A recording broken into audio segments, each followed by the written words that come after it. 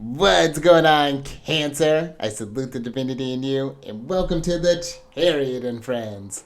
Justin here, and how are you feeling? You feeling good? The moon's feeling great. she's in Taurus, her sign of exaltation, and I find that this is a really great. When I was really just thinking about that, maybe like a couple of days ago, I was listening to a podcast and they were talking about their theory about why the moon does so well in Taurus, and that just brought up a bunch of thoughts that I had. So we'll get into all of those in a moment. But if you're new here, again, my name is Justin, and know that when you're coming across this video, you're in sync with the moon, and she loves that. But this is also a place for if you happen to have Cancer in your placements. Sun, moon, rising, maybe Venus, wherever. This one's for you. And I do tarot card spreads based on that lovely luminary, the good old moon. And I'll talk about what sign she's in, what phase she's in, when she's going. Boy, of course, just all them lunar shenanigans. And just so you're all aware, this is a general reading, not a one-to-one. So take what fits into your story, discard the rest, and everything will be dope, Cancer.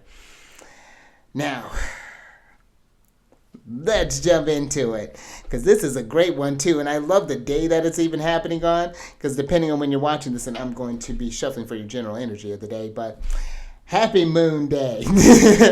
The moon is associated with Mondays, and so when we're thinking about moon days, this is, I find, a great day to just check in with how you're feeling. Sometimes, like, when people talk about Mondays, thanks, Spirit, and they're just like, oh, it's Monday. It's like, careful, because that's going to set the tone. And if you are feeling, oh, what's going on? Why are we feeling this way? Have things been feeling a little mundane? Have things been, how just the great time to just do some internal work. And the moon is how we nurture ourselves, too. So it's like, what can we do for noticing these fluctuations throughout the day? Like, what can we do to just get yourself back into balance? And especially in Taurus, how to get yourself back grounded again. But let's continue the lunar shenanigans. Oh, but before that, it's just like it's interesting when it flows like that. But one thing that I like to do in these days as well is to think about what is my relationship with the moon. One, looking outside, because that's the biggest light. Outside of the sun, that's the one of the other light that we see in the evening, and just paying attention to those feelings of when she's changing the signs and how there is that consistency in her inconsistency, her changing of phases and things, how she always is fluctuating, but there's a rhythm to it that's reliable. And because if she started doing other things, it made me start panicking. But I also like thinking too, what's your relationship with your moon placement? Where do you have, what house is the moon in? What sign is it in? Because that moon placement again is how we nurture the body, how we feel. It's a very how we work with one another. There's something. It's a very personal placement when we're working with the moon. And the moon is the light that you're going to look to. In a night chart. So that's even something to pay attention to. That's going to be that luminary. And also, too, just even something kind of interesting to pay attention to, just like the lunar transits. And even though they're more kind of subtle transits, if you know that certain signs are more active than others, like how I tell you that when the moon's in Taurus, she's activating all of my Leo placements with squares, she's hitting my sun placement with a sextile, and conjunct my midheaven, squaring my Saturn placement. So it's there's a lot going on there. So like it's something to pay attention to. Whereas when she's in like Capricorn, yeah, she's opposing my sun in like my node business, but otherwise she doesn't do much midheaven stuff. There's certain signs where it is a lot quieter than others, and it's interesting to just kind of observe that. So yeah, work with that stuff. Pay attention to how you're feeling during and how the populace. People are really affected by the moon. Even when you say like, oh, it's a full moon, they're just like, oh, so you're ready. But let's continue the lunar shenanigans, because on the 3rd of February, the moon is going to be entering into Taurus at about 7:33 p.m. That's going to be Pacific time. And then we'll talk about the first quarter phase here in a moment. But I did want to really get into that moon being exalted in Taurus, because the exaltation is where the planet is able to express its higher expressions. There's got to be, I got to find a better way to say that, but where it's able to function at its best. and or there's more opportunities for that. And it is interesting when you think about the fluctuations of the moon and even of emotions and things in Taurus, because Taurus is ruled by Venus and they are the fixed earth sign, so they're really great with the excuse me, with the physical realm, the earth signs. And Taurus is receptive in nature. There's a feminine quality here, so that's one reason why the moon is comfortable here, because she's in a familiar sort of mode, being in that feminine energy, considering her home sign is Cancer. But that earth energy, and I think the Venusian effect, of course, adds on, but I think it's really the earth energy gives the moon something to take care of. The first and foremost is the body. That's a great way of working with the moon, paying attention to how the body changes over time and how you do need to adjust the way you nurture to the things to keep it at its most optimum during that phase of the life that you're in. And I think that's why when you get into the familiarity of the cycle, start seeing the themes and things, and just sort of even just syncing up with nature, I think is a big thing for all of when we're in like just earth energy. It's a reminder of how things, where it may seem like things are growing and then they're dying, but it's just like a continuous cycle that's happening here. And that's going to be even an important theme when we're talking about, when we get into like the first quarter and talk about the Sabian symbol for the moon. But I think that when the moon is able to stay again steady in the fluctuations, that's a great place for the moon to be. That's why we celebrate because the moon makes sense. That's what I say, like paying attention to watching if you're able to see her, watching the different phases of that and how that can, that fluctuation is something peaceful about that. Oh, thank goodness the moon's doing that again. Or, just like something along those lines. And I think even too, when we think about how emotions move and things like that, is knowing that even when you get stuck maybe in like a tougher one, that it's going to move. And then when you get into a happy one, you can hold on to that, and knowing that it's this ebb and flow of life. And then when we're in the highs, we take all the nuggets we can out of there, so we can get through the lower ends of it. So it's something really nice in that, I think, with the moon in Taurus. But let's go ahead and switch over here, because we're going to talk about the first quarter now. And this is going to be happening on Mercury Day, the 5th of February. And it's going to happen just freshly into the 5th. Happens at 12:02 a.m. And let me show you where everything's at here. Where's my handy dandy drawer? So we got the sun here. I'm going to circle Mercury since they want to be all snuggled up. So we got Mercury here actually getting ready to come up on this superior conjunction with the sun here soon. And then we have the moon over here in Taurus. They're both at 16 degrees and 46 minutes. So if you have any planets or points around these degrees, definitely check into that. This one might be working more personally with you. But the first quarter is when the sun and the moon make that first 90-degree angle. That's with the square aspect. And this is when the moon is waxing. So there's a lot of activity that's happening in this one here. And I think that this can be a very constructive one, considering that the moon is going to be, let me clear this up for you because I want to show you this here. I think that this would be a great opportunity when we're talking about taking actions on things with the first quarter. The moon is going to be forming an aspect not only with Saturn, the greater malefic, who's in Pisces, but also with Mars here, the lesser malefic, who's in her sign. And they're both going to be forming sextiles with these planets. And those are beneficial aspects. They can create these opportunities. But with the malefics, this may be just bringing something to your attention. Maybe you've been ignoring something around the house and maybe something breaks, heaven forbid. Or maybe you were going to try on some clothes and they're feeling a little tight. Or maybe, or whatever that may be. It can be a time where it's just like, okay, this is the thing that maybe I've been putting off for too long. Let let me go ahead and fix this stuff. Let me not ignore the cycle of change. Let me get things back in order. So that's what I think that this moon has the potential, because there's not a whole lot going on there, but I did think that was very fascinating, that the moon is going to be forming those aspects, and even kind of going back to talking about that sun coming or Mercury coming up on the sun. I think that there's going to be even an understanding of that, what's happening in Aquarius, wherever that's happening for you, of just like where things are moving. Again, like holding that vision, like, okay, I need to make this correction. I think I can go ahead and switch back over. But, I need to make this correction, and this is how I need to, like there's a lot of focus here, even though we got some mutable stuff. It's a nice mix of energies, I think. And there's the primary is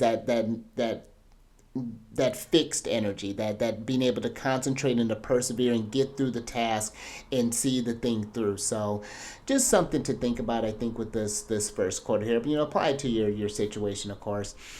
But another thing that I like to talk about when we get into these sort of like main lunation points is that I like to talk about the Sabian symbol. I think that it gives it just a little extra something to philosophize about, and there's really something to that as well. If you go to look this up, I think I've talked about this before, the Astrological Mandala. This is a really good book, but from following the transits, I was reading the one on today for it was like 11 degrees of Aquarius. It was really fascinating with how, based off what I'm doing today, I was just like, go spirit's on a roll. But the symbol for this one is phase 47 of Taurus, and it is a symbolical battle between swords and torches. And the keynote for this is refusing to depend upon the past, the seeker turns warrior, fighting anew the eternal great war. And there's something there that what evokes for me is that when it's talking about that refusing to depend on the past, I think that there is a thing where if we've been, again, like noticing a repeating sort of theme, instead of just going at it with just the same sword attack, like just doing the same old battle, let's go at it with the torch and get some enlightenment on this thing, kind of shine some light on how do I break this maybe eternal great war? Or, we're always going to be in this constant of that state of flux. So how can I make this battle feel more like it's going in my favor, in a sense? I think that there's, when you think of that thing with the swords and torches, I think you'll still need the swords in battle, but it would be more so it just becomes wiser. It's not just like this sort of, it's like imagining the sword in the hands of a student as opposed into the hands of an expert. There's the intentions that are there, the wisdom's there, the experience that is there. But this Sabian symbol too really just talks about that kind of polarization of opposites, just like when you think about just the moon and Taurus. And really there's as much as that sounds different when you just think of, like, I think that when you think about Taurus in that nature aspect, that's where that commonality is because there is always that constant flow. And if we were to find like even how like that sword and torch, how those two things can work together, those oppositions, like I think by the time you get to the full moon, you'll be able to see just different results for things, is what this kind of Sabian symbol is sort of giving me. Like I'm at the that actually just kind of brings up an idea, but that'll be for maybe something, maybe a later reveal. But yeah, I think that's all I got for you there. So, and just a last thing, if you want to work with these lunations more personally, maybe you have your moon in Taurus, you want to get a lunar return, do a lunar return chart, or maybe you have a sun's in Aquarius right now. Maybe you want to get a solar return reading, or maybe figure out something for the following year, whatever that might look like for you. Down in the description box, there's a link for all the services that I provide, so definitely check that out if it resonates with you. But let me get this switched here, and then let's switch over, or get it, you know what I'm saying. But last couple of things, these readings that I do, they're not gender-specific readings, so apply these energies to people as they make sense for your situations. And then I'm going to ring this bell to bring just some good vibrations in here to get us all grounded and some nice stuff. So just your volume if you need to, but let's get into this thing.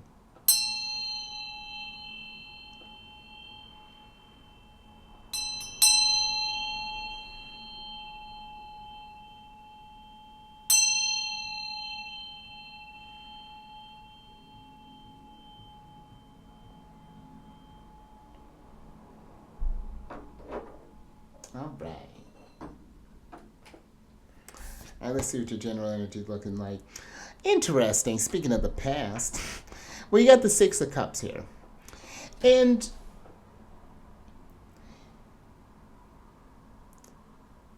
I do think there's something here with the Six of Cups about thinking about how you have changed. I think in even how you've come to even enjoy the process because of that change. I find when we really get the nuggets of wisdom, when like a situation makes sense, like why something where may seemed as a lesson become like that's it. Like when the lesson becomes inexperience, when we can look at those, even those like even not so ideal times again at that moment.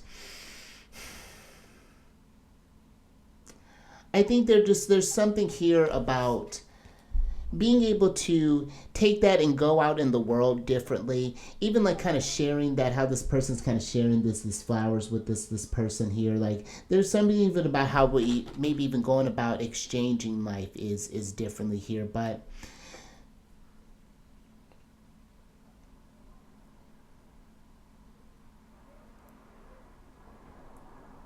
and even getting a feeling with the Six of Cups is thinking about where maybe you're going, possibly. You know that maybe you've reached a crossroads in life, or maybe you're just feeling that there's a need for a change or something here.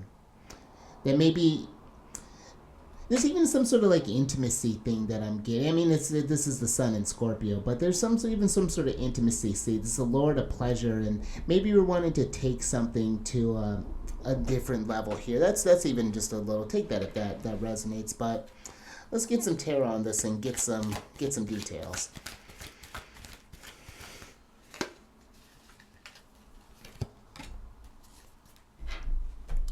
Spirit. So you got the Three of Wands here. And I'm just being first drawn to the solar energy here, because this is the sun in Aries, and again very very interesting themes of in the last reading in the Aries reading there was a lot of martial energy, and here we're starting off with a bit of Mars influence. But I do think that this Three of Wands here,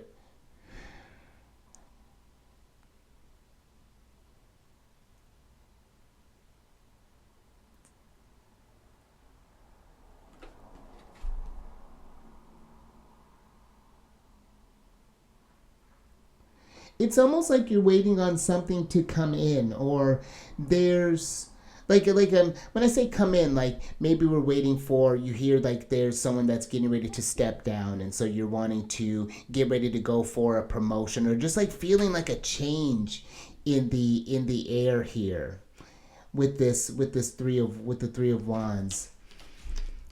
That's very interesting. Let me get a little bit of get a clarifier with this with the three. Interesting. Yeah, like something's in the air. Wheel of Fortune. Absolutely. Big Papa. And with the Wheel of Fortune, either something is I feel this as an opportunity coming in. I think if there was something that came for you, like a chance to expand your world, if something comes in and you're like, of course, do your research, but I think that there is something moving in the mix here. This could be a time to maybe share some sort of gifts that you have. Maybe this could be a time to maybe indulge in some sort of like, I'm getting like a hobby is something that's coming through.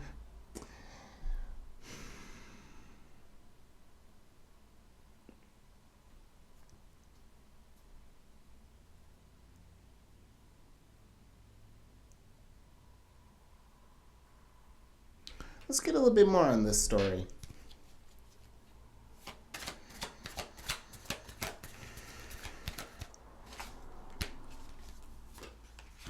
Oh, interesting. Okay, and you know what? Thanks, Spirit. So you got the Devil here. And I think that this Devil is giving me more. The Devil can be known as like the Lord of Matter. And or Lords of the Gate. It's like Lords of the Gates of Matter. And I think that there's something here about the work and the persevering aspect of the devil. Even if you're working through some sort of like, kind of like, let's say, addiction or things, that requires some work in order to get through this. So there's something more here, like more Capricorn, because the devil's Capricorn, and there's something more kind of that Capricorn aspect of a long-term thing that's some work that's needing to be done, or that's maybe wanting to be done. Yeah, that could even be something here. Something that you've been maybe wanting to do, desiring from out. Maybe you've been wanting to start a business. Maybe you've been wanting to travel more. Maybe you want to do some sort of self-improvement. Maybe you want to, make more money, get a home. But there's some challenging aspects, I think, that's coming with the devil, but that doesn't mean that there's, just because it's something may take some time, that it's like finding a way to even enjoy the process I'm even getting with the devil here. Because the devil doesn't have to be always just something like something negative. But it is, like, I think, again, like keeping eyes on something, letting something get out of hand, where maybe if we maybe tend to give up on something when things get harder, always giving up at a certain point when you reach a peak, and then just kind of sort of plateaus or something along those lines. But let me get a clarifier for this. Okay. Thanks, Spirit. You got the Queen of Wands here. And the Queen of Wands, she's a go-getter. But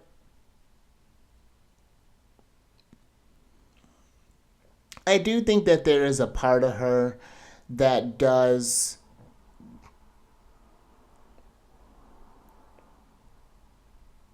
just wants maybe just like it's not that she doesn't want more for herself, but it almost seems like it's just like, when is enough is something that this Queen of Wands is kind of giving off for me.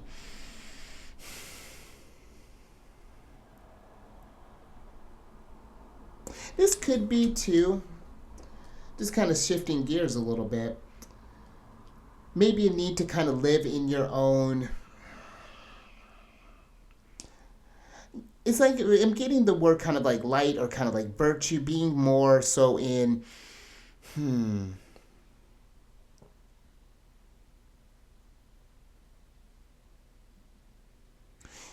because this Wheel of Fortune and this devil, Saturn and Jupiter, something is changing here. I'm not quite sure what that is yet, but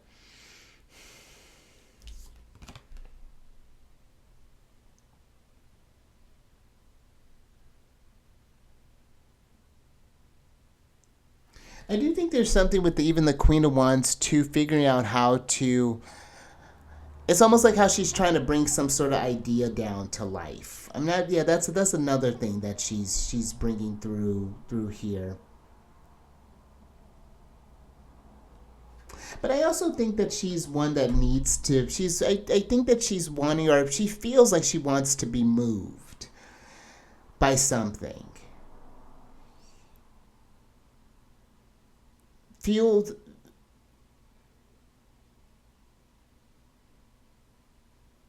And I just don't mean in just like an empty sort of way. I mean something that's truly fulfilling to her. Is another, like, I'm getting like great work type of energy, just something that is a pure expression of her. That's something else that's really coming through there.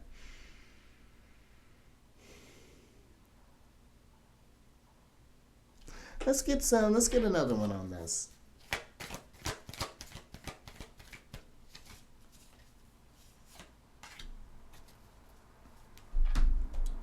Spirit. So you got the Five of Swords here. And I think that in whatever this pursuit is, because something is wanting to change, and it seems like it may be a lot of work that comes into the mix, and there may be periods of time where the hope feels maybe not as much there as it could be, or it's like, how do you keep the steam here? I'm not sure. There's something very combative about the, when we get to talk about the Five of Swords here. And this could be maybe even careful about sharing who, with that Six of Cups, maybe sharing, maybe you're seeing these moves, but something may be getting in the way of this Queen of Wands. That might be maybe something to, maybe keeping something to yourself. Because maybe like if you share an idea and then someone says something that's maybe disheartening, then you're not feeling as confident. Then we're just sort of like just kind of back at square one again, wanting something to change, feeling like your ships are here. Like maybe you don't want, like maybe it's been, that's something too. Maybe this Three of Wands, Wheel of Fortune, it seems like maybe it feels like life has just been kind of passing you by, and it's just like, maybe wanting to get some more experiences is here. And it's like, when is it maybe your turn? That's interesting, maybe with this five of swords here. Let's get a clarifier with that. Woof. Okay. Look at that. Thanks, Spirit. Oh, and we were in these, I mean, I didn't really have anything to say about Big Papa, but we were definitely talking about, we got, interesting. Saturn. Saturn's here. That's why I'm speechless. You got Saturn, the universe card here. And Saturn is also, or the universe is the earth element. The devil's a part of that earth story, being Capricorn.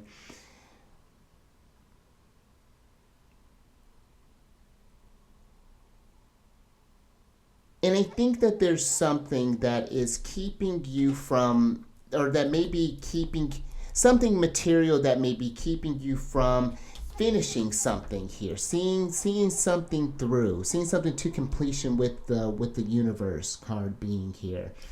And thinking that both Saturn and Capricorn are here.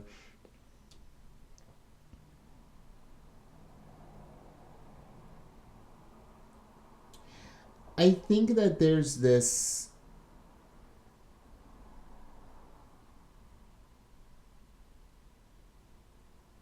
it's like, instead of the devil being this matter over spirit, is how do we make matter work for spirit?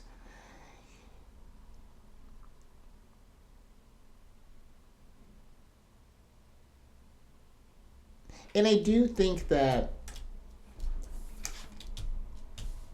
maybe something is even needing to come to some sort of completion here, as far as like a certain, could be relationship possibly. That's kind of coming through a little strong. So, and it may not even just be just cutting something to an end, but maybe again just controlling maybe how much is maybe going out possibly.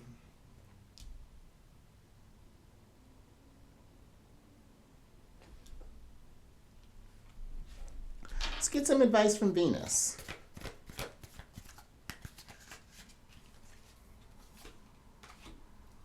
Interesting.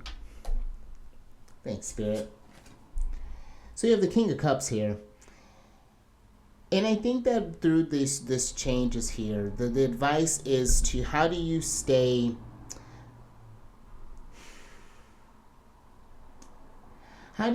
grounded in the changes? How do you, because with the devil here in the King of Cups, I find that the King of Cups is one that, in his pursuit of happiness, he sometimes can get, sometimes he can want to just to feel good. And I think that sometimes that sense of good can get misguided. I think just sometimes with the King of Cups.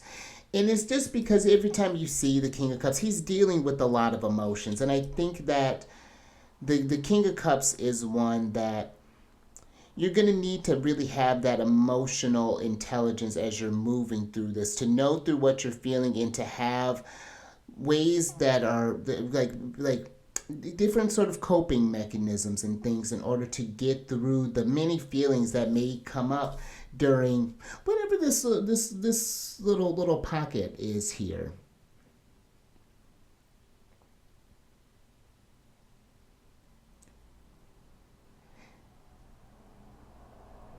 Because sometimes I think too, the King of Cups is impressionable in a different type of way. He can kind of feed off the charisma. Like he's charismatic. He's a charming king. But I think that he's one that will just kind of do it maybe just for the sake of like appearances, maybe despite how he actually feels. I'm not like there's something there that's I think just wanted to be a little explored there, but let's get a clarifier on that. Interesting. And I like that. Jupiter and Capricorn are out here. Thanks, Spirit. So you got the Two of Disc. Let's switch over here. Because this is the Lord of Change. And I think this King of Cups is, this Two of Disc to the King of Cups is, he's learning to, like Moon and Taurus, get grounded in the fluctuations.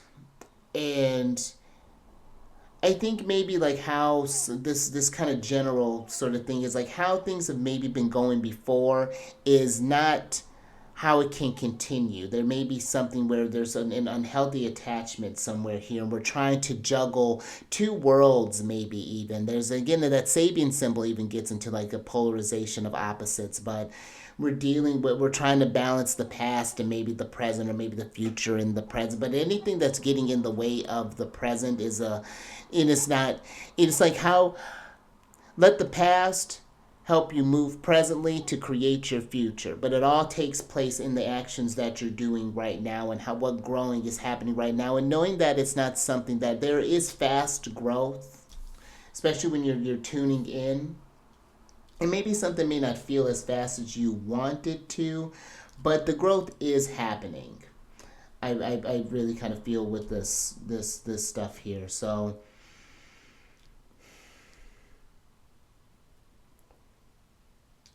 and when I say, when I think about saying enjoying the process, the transformation process, it's not to say that there aren't going to be times that are just, that don't suck.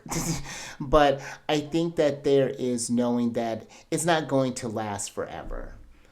Like it's gonna hurt, and then you're gonna process it, and you kind of well, with time things just move, things change, a new challenge comes up, and then you got to call on that wisdom for this time to do stuff. So yeah, just it's cycles and discipline and balance. But I think that's all I got for you there. So a very interesting reading.